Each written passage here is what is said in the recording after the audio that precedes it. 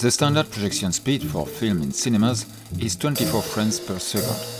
In animation, where each frame is crafted individually, the frame is the unit of time. Thus, a half-second cycle is a 12-frame cycle.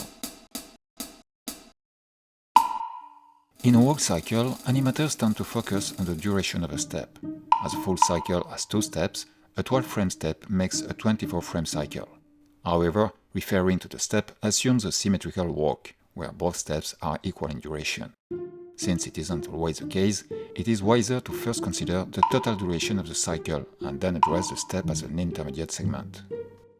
A walk cycle is studied in 8 main poses, 4 per step.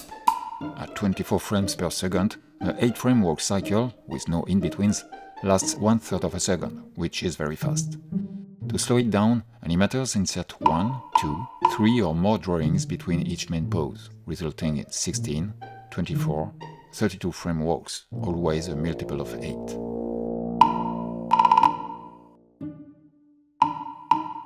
The 16-frame walk is still a bit fast, but it's popular among cartoon animators because you only split the 8 main poses once into halves.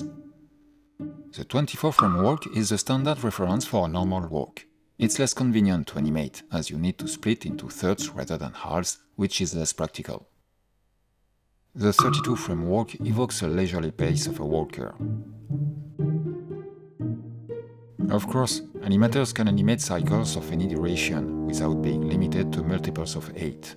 But this means uneven in-between distribution, creating speed variations that must be controlled. For beginners, sticking to multiples of 8 avoids complications. Instead, observe how walks created from the same main poses appear. The slower the cycle, the more weightless it seems. That's why it's better to focus on refining main poses rather than nitpicking over timing nuances. That said, for perfectionists, we'll cover non-multiples of 8 in an upcoming video.